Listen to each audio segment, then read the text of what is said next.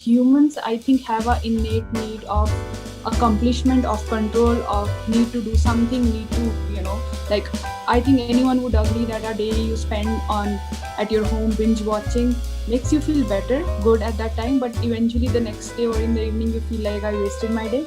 So, art gives you that kind of control on your life, even though you might not make the best piece that particular day, but it will give you a sense of accomplishment. It will give you that, okay, I decided to do something good with my day today. You will never make a painting and you will always never feel like I wasted my time. It's a disassociation. I tend to forget that I have other things going on in life as well until I keep my painting down. Hello all. Today we have with us Sumairha Mumtaz Chaudhary. Sumairha belongs from Pooch in Jammu and Kashmir, and she is from the tribal community of Kashmir. And her work, which she's going to talk about today, revolves around the life, the culture, the landscape of the tribal community of Jammu and Kashmir. So, Sumairha is an artist, a wanderer, a painter, and, she's a book author working on a book right now. For the viewers to know, Sumairha has done a solo exhibition of painting at the India Habitat Center called Lehto. It was about the tribal culture of the tribes of Jammu and Kashmir, especially her area, that is Pooch in Kashmir. Very, very, very glad to have Sumairha on the show today. So how are you, Sumairha? I'm good. It's been an honor being here, Raja. Thank you so much for calling me over. Okay. Thank you so much for coming and accepting our invitation to, talk about a very important subject. This subject is, art. Art, is such a wide term that, to describe it in, one meeting, to describe it in one webinar, it will be difficult, but we'll still try today, for the welfare of all the audience who's watching us, how art can not only be just a medium of expression, but it can also be a therapy. So my first question, to you regarding this would be, what according to you is art, and what are the various mediums of art that exist? And, are all mediums kind of equal in terms of, they being called art, or is there some perfect art that, you describe?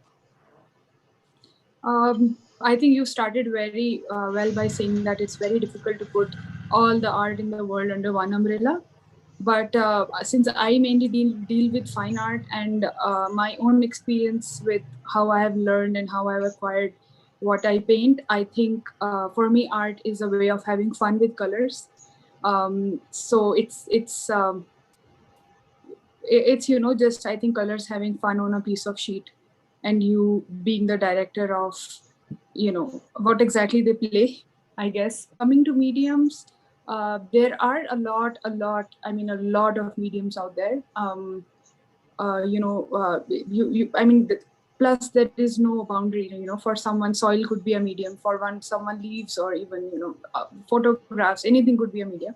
So it's very difficult to list out all the mediums, but broadly speaking, I can touch upon what are the popular medias right now. Broadly categorize them into two broad categories. One are those which do not need water, oil, or anything to mix them. You can just carry them. It's like and paint them. They include charcoals, oil pastels, soft pastels, pen, paper, markers, and even digital medias. And the other is acrylic, gouache, watercolors, and oil colors. These medias need you to carry a water or brush and things. They're more extensive when it comes to like if you were to go on Amazon or a stationery shop, what are the mediums that you can start out with? Mediums that will give you a kind of understanding of where to begin with. Because I believe when you start out, the less variables you have while painting, the easier it is for you to develop your work. Expensive when you want to paint, you have to be whenever I do gouache or watercolors, I normally have a big backpack with my palettes and my colors and my brushes, tissue paper, so on and so forth. There's a lot of material that goes behind these medias. So, you described about the media, you described about why painting is such, a popular and such a easy choice for people who want to start with art. Whenever we think about art, the picture that comes into your head is a person with a slant cap and with a brush in his hand and working on painting. So why is it that art is so synonymous with painting? What is it about painting that makes it so so relatable and so familiar with when we think about art? I think painting is one of the most easier way to paint, to basically express yourself. One of the easiest media of art. When we are younger, we are given crayons and so on and so forth, and it's more like making sculptures or making other installation art is a bit more, I would say, advanced form of art. But not advanced would not be perhaps a right word. A more complicated way of art perhaps, but fine arts, I would say, is more accessible. You can understand, okay, well, that's a gouache, that's a watercolor, how it happens. So it's more famous, it's more popular. But I want to ask you, why is it that people paint, and what led you to start painting? I think people paint for all sort of reasons. They paint for, even starting with validation. That's where I think when I was a kid I started out, because I was not particularly very good in studies compared to my siblings, and that was I started painting when I was about 3. Even before I started speaking, and when I made something and my parents were for the I held on to it, because that was one thing that sort of set me apart when I was a kid. I was, my all of my siblings and everyone was very relatively good in studies, all 95% plus, and I was like, this is something that I'm good at, this is my thing. But then eventually it morphed into something more than that.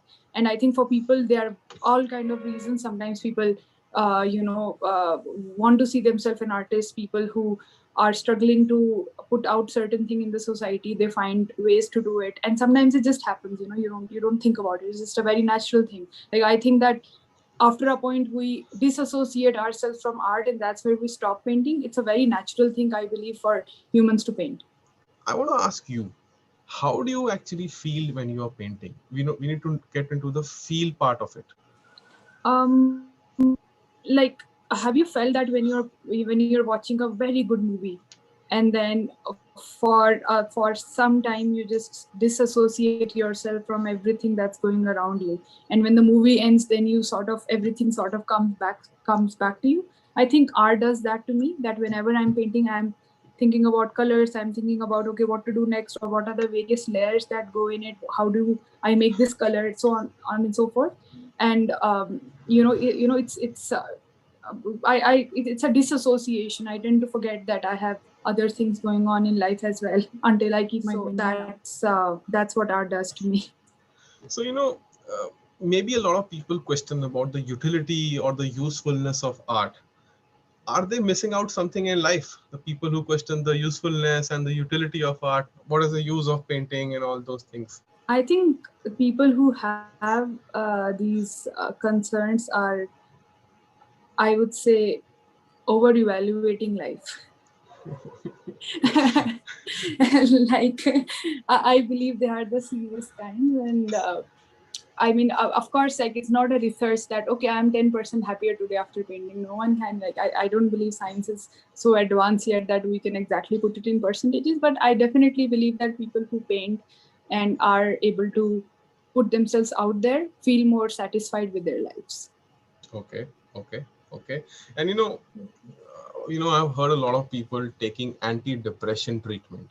I've spoken to a lot of people taking therapy, and they kind of, all the therapists kind of tell people to do art. So can you believe that art is therapy? Do you believe that art is one source of people getting rid of their internal state and taking it as therapy? So whereas I am not a professional in the field, I can share my personal experience and people around me who are going through similar situation. And what I observe out of their behavior is that humans, I think, have a innate need of accomplishment, of control, of need to do something, need to, like, I think anyone would agree that a day you spend on at your home binge watching makes you feel better, good at that time, but eventually the next day or in the evening you feel like I wasted my day. So art gives you that kind of control on your life, even though you might not make the best piece that particular day. Yeah. But it will give you a sense of accomplishment. It will give you that, okay, I decided to do something good with my day to day. You will never make a painting and you'll always never feel like I wasted my time. So I think that especially during lockdown, when like things were haywire, we are finding it difficult to adjust to this new lifestyle and being on screen all the time, not being able to go out. Normally we have things to do, like before COVID, like go buy groceries or meet someone, or we have certain tasks for the day. I think finishing all these tasks gives us a sense of control of our life. But we tend to lose this control when we are in this very fluid state of life mind right now. And deciding, when I get up in the morning and I feel like, okay, I want to paint today, or I paint every day, in fact.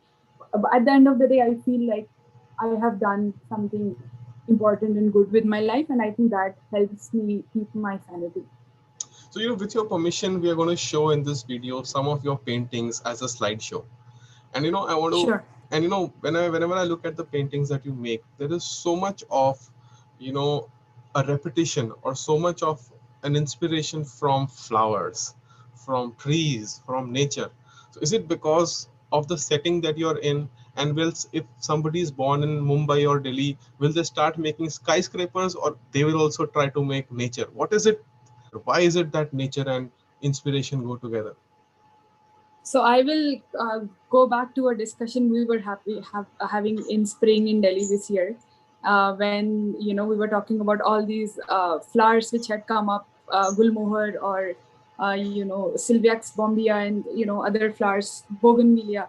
So I think, By the way, like, it's Amaltas for right me, now. By the way, it's Amaltas right Amaltas, now, yeah, all I'm seeing over. picture and I'm so jealous. I'm so jealous.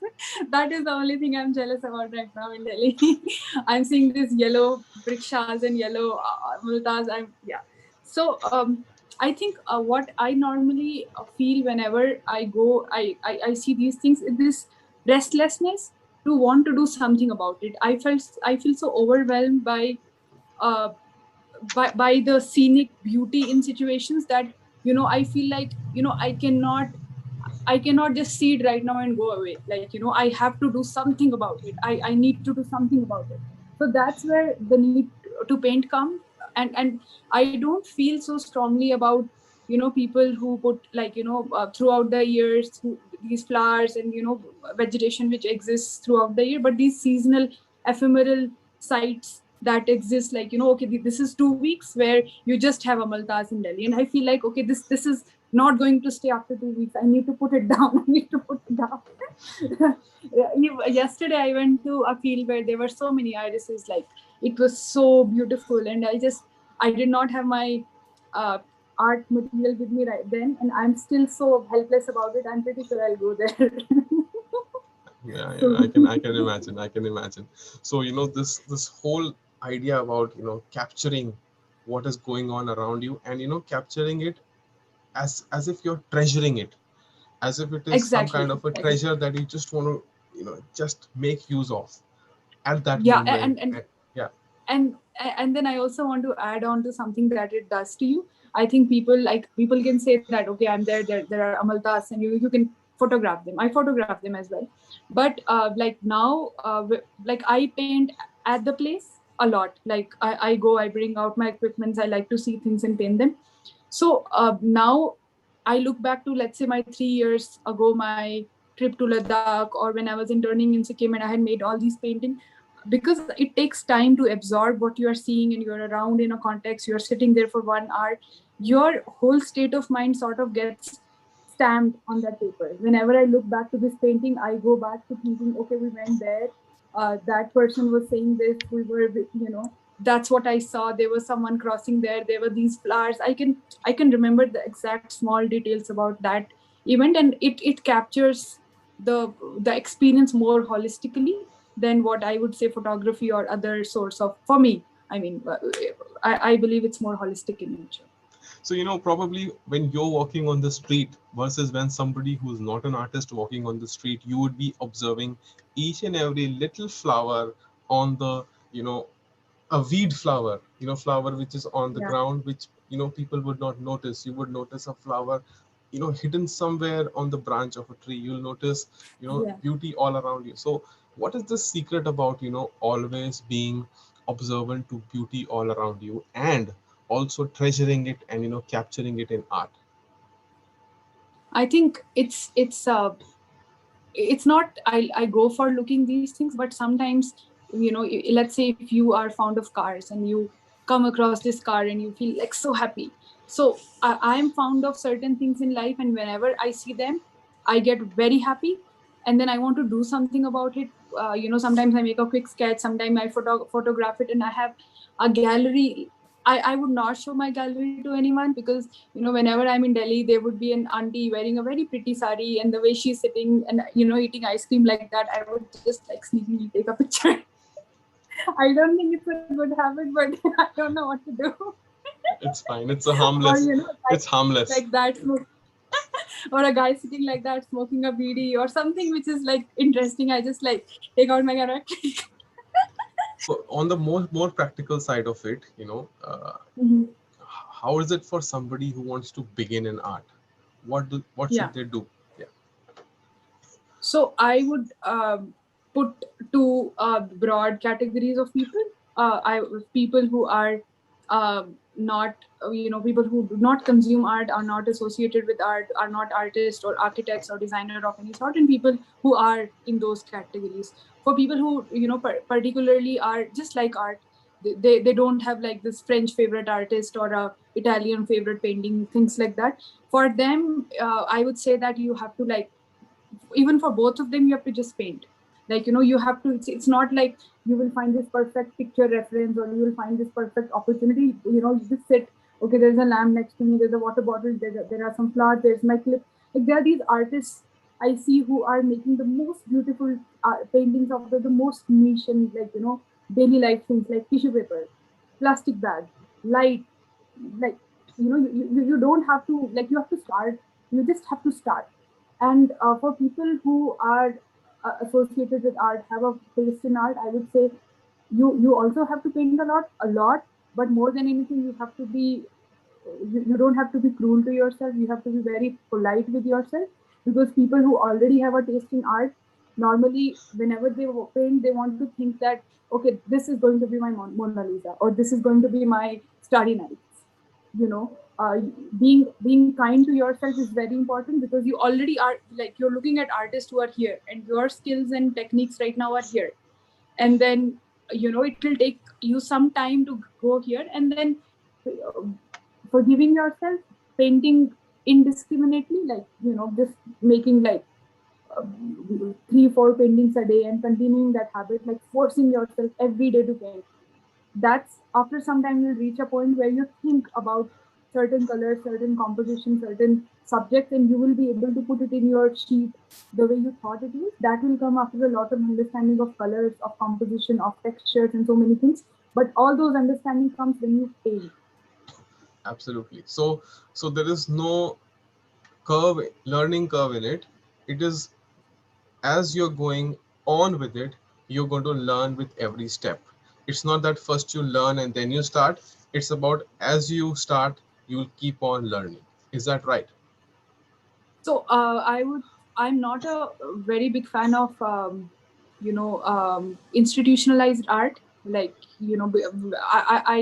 when I was deciding what to do, I never, like, I loved art, but I never thought that I would learn art in a school. So uh, my experience and my learning has been reduce the number of variables.